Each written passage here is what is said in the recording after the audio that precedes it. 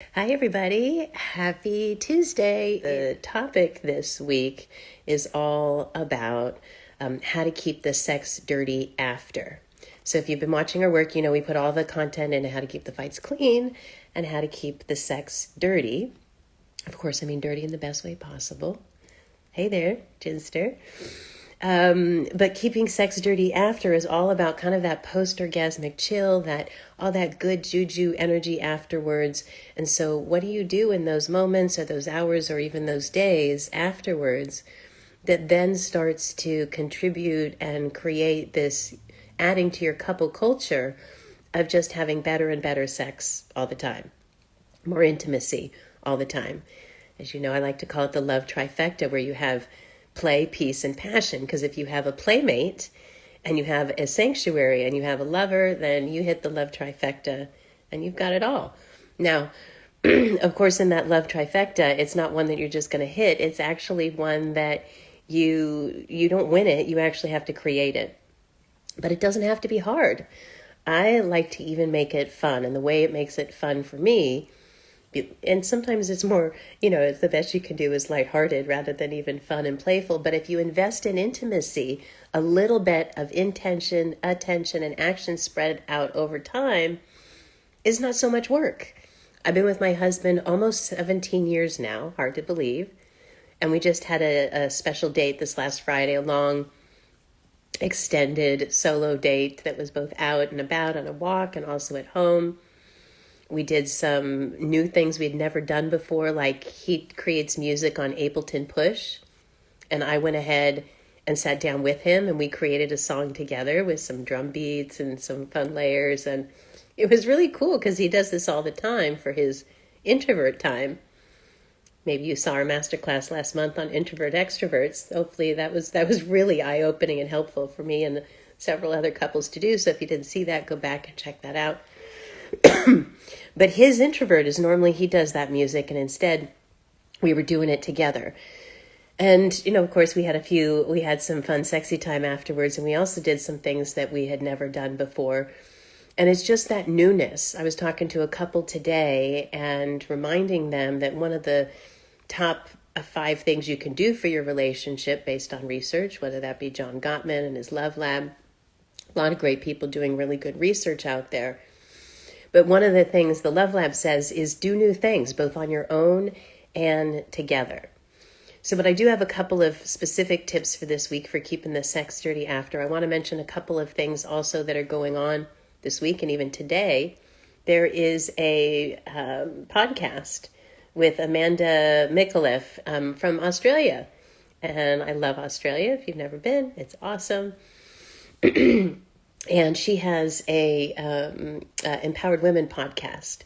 And our topic is the avenues to healing the introvert-extrovert relationship.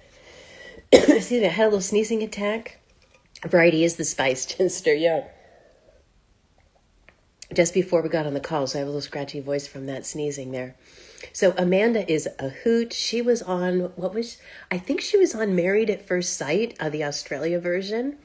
And she now has this podcast, The Empowered Woman, and she's just a delight. I've done 2 podcast episodes with her, and we're going to do one more, but this last one is all about the healing, the healthy habits for introvert-extrovert couples.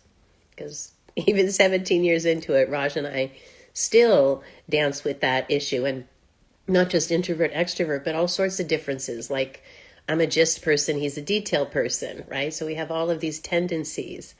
I'm more of the night owl. He's more of the early bird, right? So we just have all these differences that we've had to learn to embrace.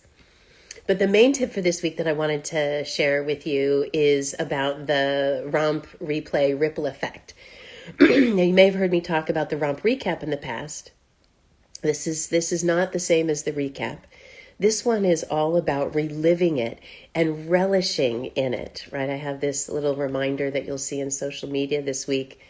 Relishing leads to repeating.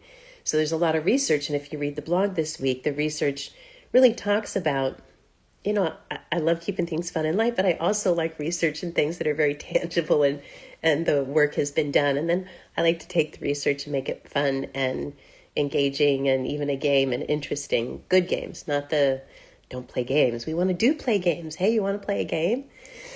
You don't have to be so significant in relationship, right?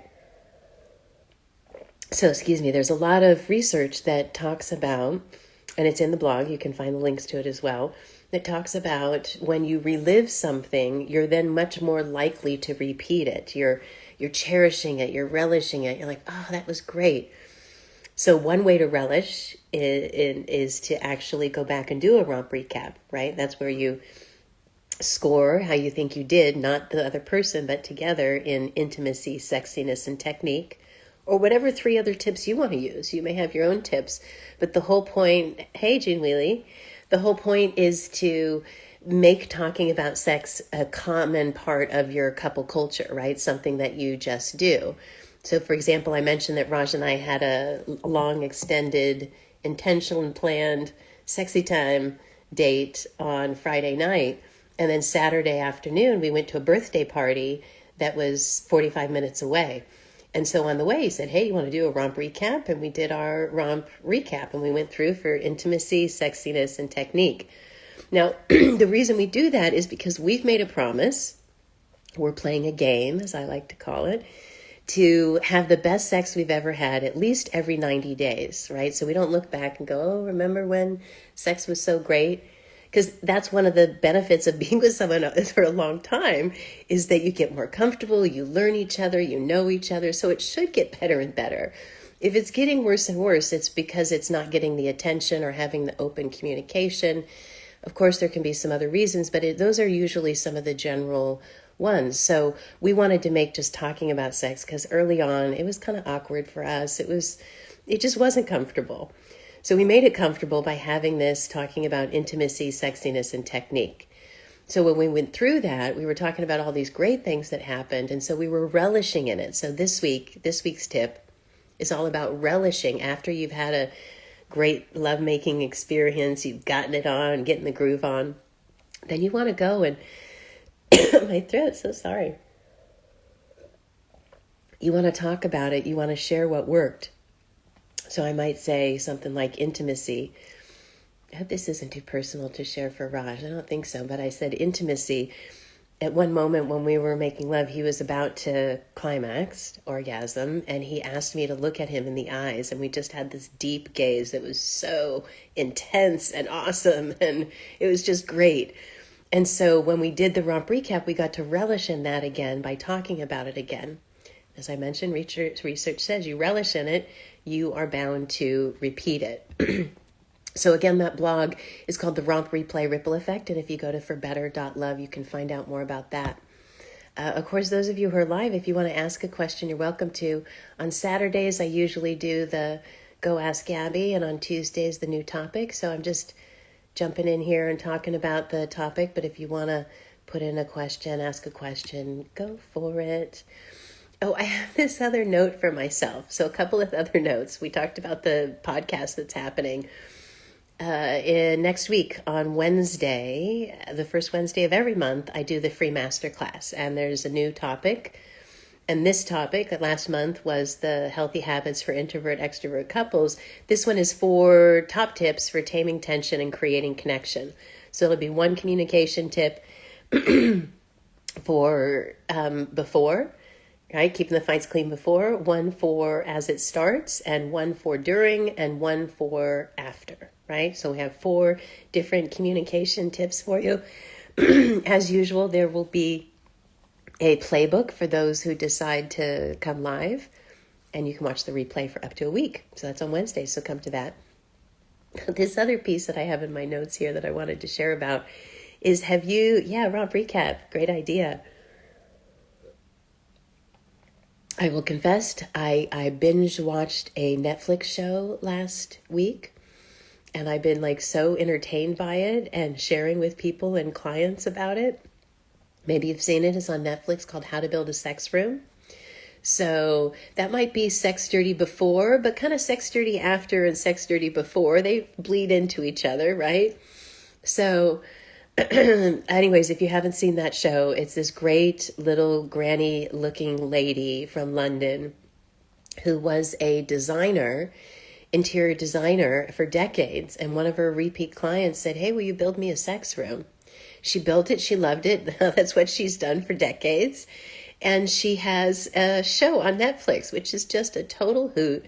She just, whether it's you just want a spa-ish area to get away from the kids, or you take it really far out there. But she just makes everything so comfortable and fun, and finding out where your edges are. Because let's face it, we all like to explore. Maybe not all. Well, maybe. We like to explore our edges, not so that we're thrown over our comfort zone, but just at the edge of our comfort zone, right? So it's new, it's interesting, it keeps us on our toes, it has the mystery because it's new.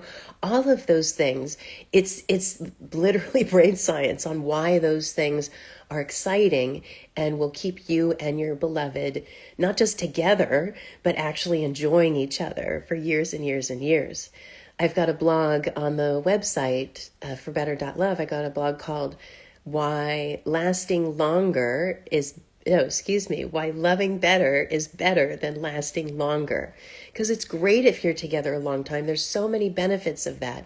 But not just suffering in a relationship, but actually leaning in for what do you want? What do you want? What do we want together? That's what For Better Love is all about. Not about loving perfectly, but loving better and better and better. So I'd love to hear from you. How are you interested in loving better? Where are you struggling? What's working for you? So whether you put them in the comments or send me a DM, I'll be back on Saturday.